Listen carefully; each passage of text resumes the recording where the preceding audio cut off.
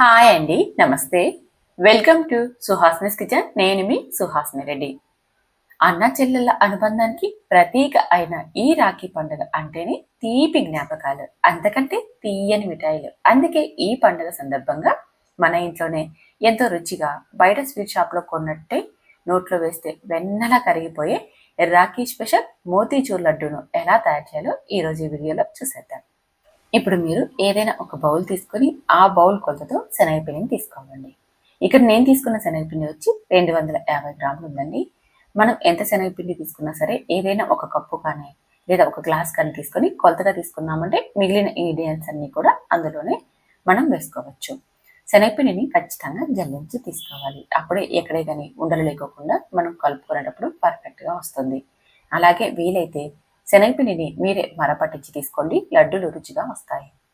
తర్వాత ఇందులోకి చిటికెడు ఉప్పుని, చిటికెడు వంట సోడాని వేసేసుకొని ఒక్కసారి బాగా కలిసిలా కలపండి.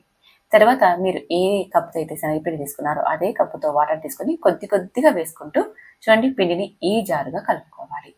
దోశ పిండి ఉంటుంది కదా, అలా జారుగా ఉంటే సరిపోతుంది.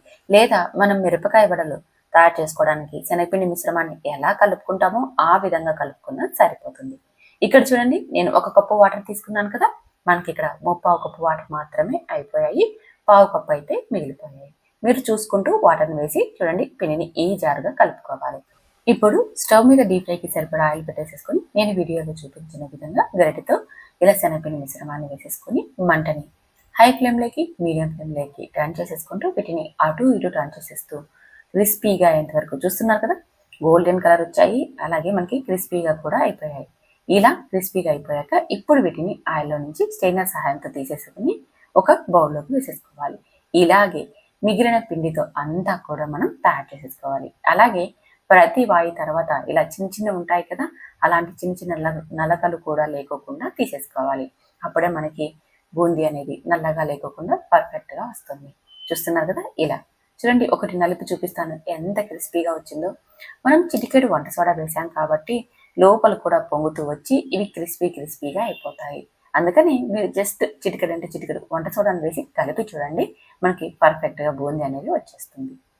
ఇప్పుడు కాస్త ఇవన్నీ చల్లారిన తర్వాత ఒక మిక్సీ గిన్నె తీసుకొని అందులోకి సగం దాకా వేసేసుకుంటూ పల్స్ మోడ్లో మనం గ్రైండ్ చేసేసుకోవాలి. చూడండి, మనకి మెత్తని పౌడర్ లాగా కాకుండా కాస్త నైస్ బూందీ ఎలా అయితే ఉంటుందో అలా గ్రైండ్ చేసుకోవాలన్నమాట.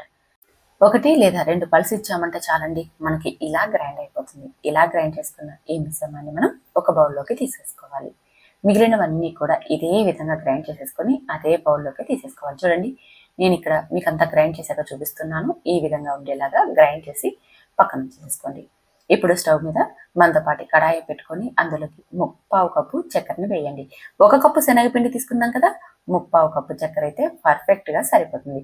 మీరు లేదు స్వీట్ ఎక్కువ తినేవారైతే మాత్రం 1 కప్పు తీసుకోండి. ఇప్పుడు 3/4 కప్పు చక్కెరకి 1/2 కప్పు వాటర్ తీసుకున్నామంటే పర్ఫెక్ట్గా సరిపోతుంది పాకం.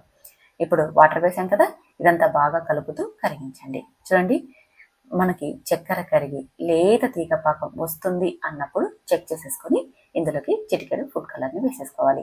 మరి పాకం రాకూడదు, లేతగా జిగురుగా ఉండాలి అంతే. ఎక్కువ పాకం వచ్చినా కానీ ఇది లడ్డూలు అనేది గట్టిగా చుట్టుకుపోతాయి. అందుకని మీరు లేతగా జిగురుగా ఉన్నప్పుడే ఇందులోకి చిటికెడు ఫుడ్ కలర్ని వేసేసుకొని అంతా కలిపి ఇప్పుడు మనం గ్రైండ్ చేసి పెట్టుకున్న ఈ శనగపిండి అదేనండి బూందీ మిశ్రమాన్ని వేసేసుకోవాలి. ఫుడ్ కలర్ అనేది పూర్తిగా ఆప్షనల్. వేసాము అంటే చూడ్డానికి చాలా చాలా బాగుంటాయండి. మోతిచూర్ లడ్డు అంటేనే మనకి మంచి కలర్లో ఉంటుంది కాబట్టి ఇక్కడ మీకు వేసి చూపిస్తున్నాను. మీరు వద్దనుకుంటే స్కిప్ చేసేసుకోవచ్చు. ఇప్పుడు ఈ మిశ్రమాన్ని అంతా కలుపుతూ దగ్గర పడేంత వరకు ఉడికించుకోవాలి. మంటని మీడియం ఫ్లేమ్లో పెట్టి ఉడికించండి. ఎప్పుడైతే దగ్గర పడుతుందో అప్పుడు ఇందులోకి ఇలాచిని వేసేసి కలిపి కిందికి దించండి.